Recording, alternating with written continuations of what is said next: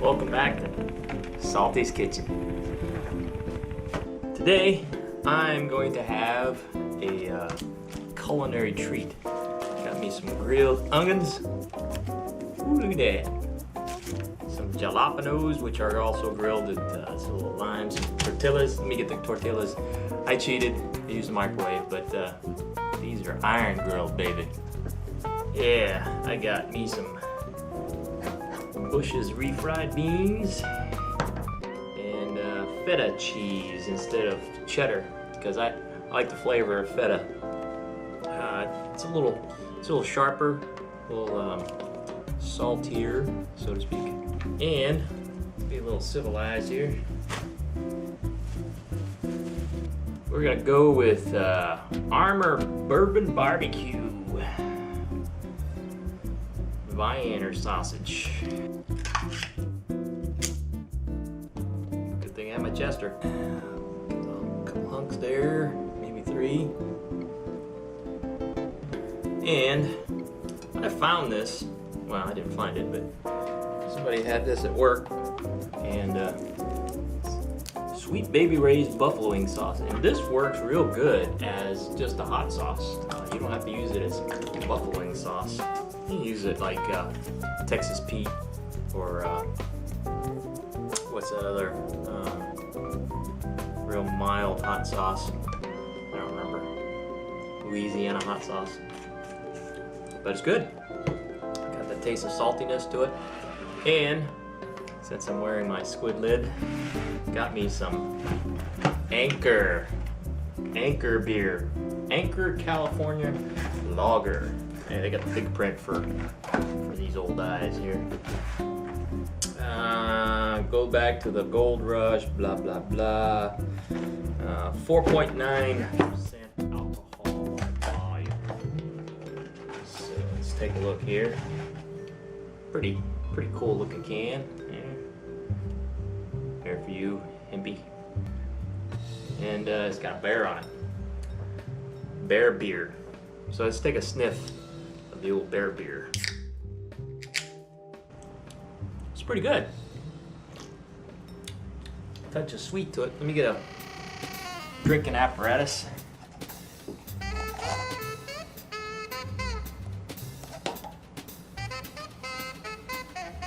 All right.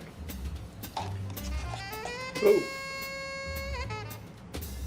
Lager, so it's kind of a blonde colored beer. Got some good head there, Hefe.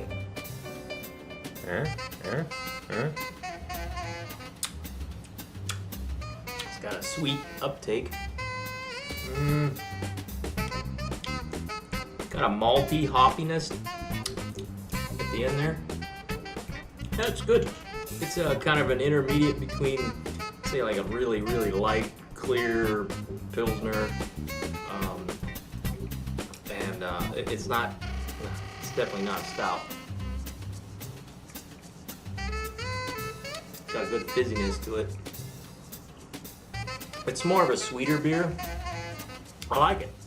It's good. Anchor Lager, California Lager. So, if you like lagers. So, and now we're gonna go head first into, see what they calling this? Bourbon barbecue concoction. I went to the store, got me some fresh cilantro. You know, I used to not like cilantro. My mom used to put it in some of the food we ate. I wasn't too fond of it, but the older I got, the more I like it. I even eat the stems. Good roughage. Anyway, enough of me drinking and eating. What I've been up to? Just taking care of some family business. Now I'm down for some business. This is so good. Needs a little more hot though. Been driving a lot lately. And a friend of mine loaned me some audiobooks. And the first one I listened to was the history of Theodore Roosevelt. That was really good. I mean, they were all pretty good. You know, it's amazing after I listened to that audiobook, and then of course now subsequently more audiobooks, how little we are taught in school, or how little we remember, or how irrelevant it was to us back then.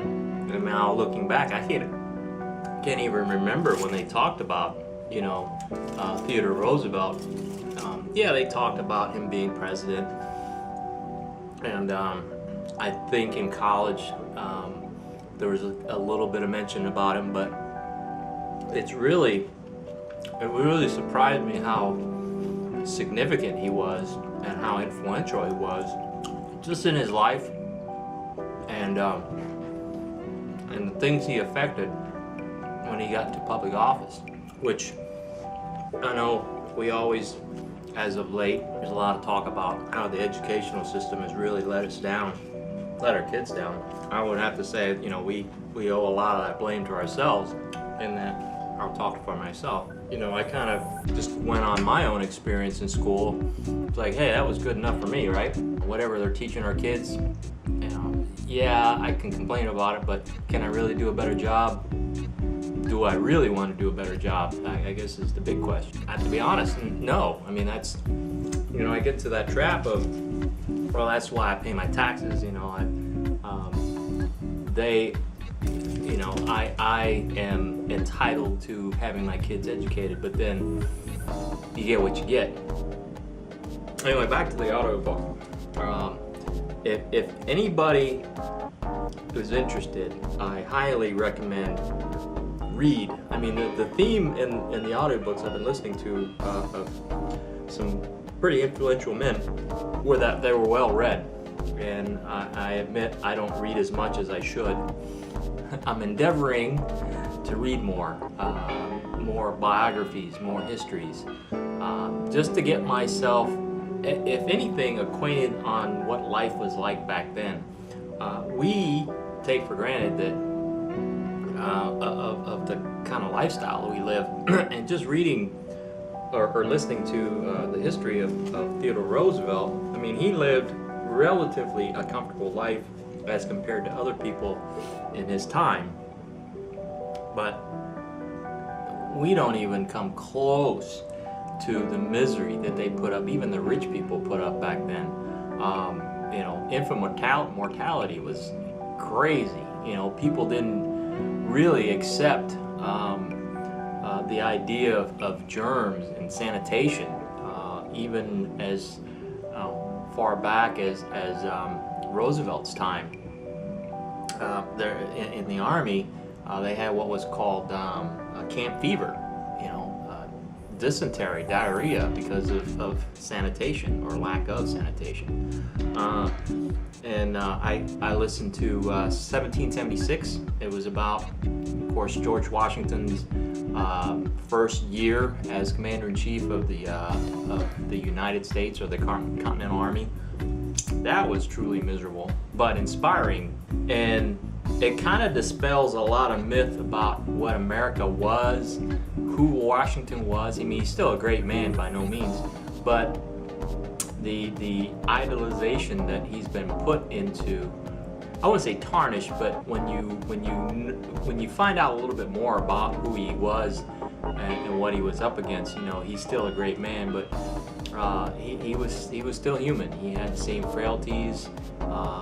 He had, you know, he was imperfect, and to put him on a pedestal like some people do, I think does him even as a disservice, and does, you know, the population a disservice, in that the idea of who Washington was, I don't know, whatever.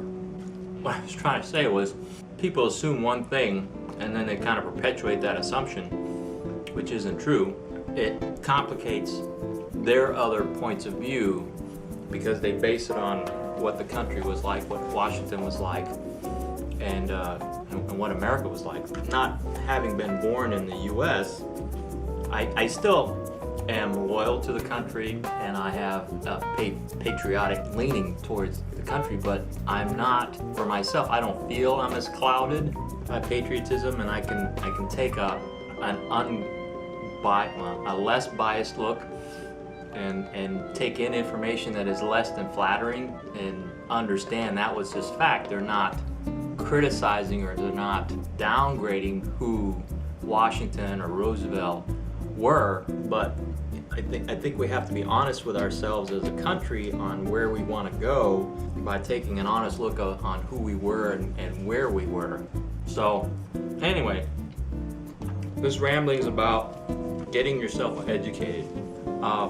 If you're like me, you don't like to read, audiobooks is the way to go. Start with biography. I didn't, really have any idea how I would react, but if anything, I'm kind of I'm more disappointed in our education system, but I'm energized to learn more about the history that wasn't taught to us in school.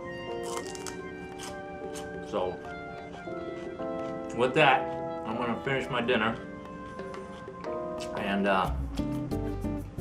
talk to you later.